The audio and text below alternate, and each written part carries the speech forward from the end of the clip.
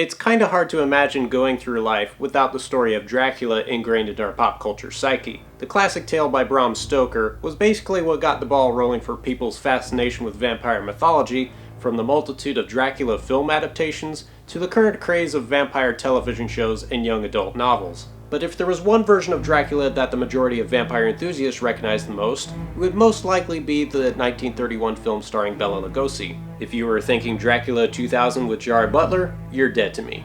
Now, many decades later, Universal Pictures has now decided to reboot not only the Dracula film series, but also Frankenstein, the Wolfman, and every other classic monster movie they've made in the past, in the hopes of tying them all into their newly formed cinematic universe, kinda similar to the Marvel films. And that brings us to Dracula Untold, which is an origin story of the vampire legend we all know, and stars Luke Evans as the title character, who starts off known as Vlad the Impaler, who received his infamous nickname by impaling his enemies on rows of spears. But eventually, he puts aside his life of killing behind him in order to pursue a more peaceful life raising a family and ruling a castle. Until one day, he receives a devastating message from the Turkish Sultan, played by Tony Stark's senior Dominic Cooper, who demands 1,000 of the kingdom's young boys, including Vlad's, for, let's just say, highly questionable reasons.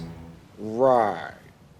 The only way Vlad could put a stop to this is by making a deal with an ancient vampire living in a cave, played by Tywin Lannister himself, Charles Dance, who will give him the strength and power he needs to defeat the Turks. The only catch is, if he can resist the thirst for human blood for 3 days, he will resort back into human form. If not, well, you get the gist of it. So, is the movie a good start for Universal's newly refurbished monster franchise? Well, how do I describe it? It's mostly, sorta, kinda stupid.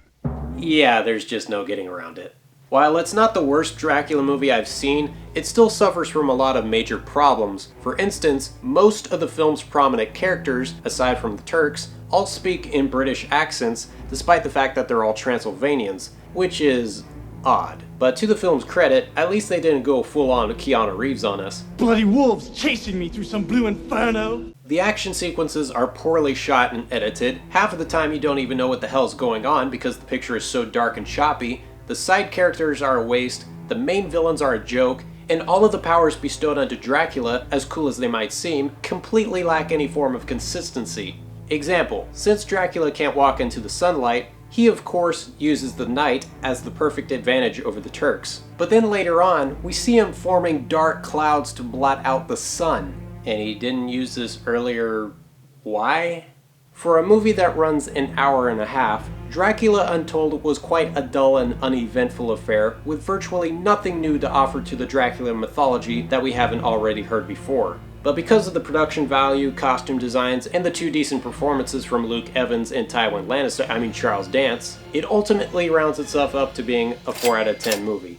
With that said, our show is now concluded. I'm the host, and I will see you next time on another Midnight Movie Madness.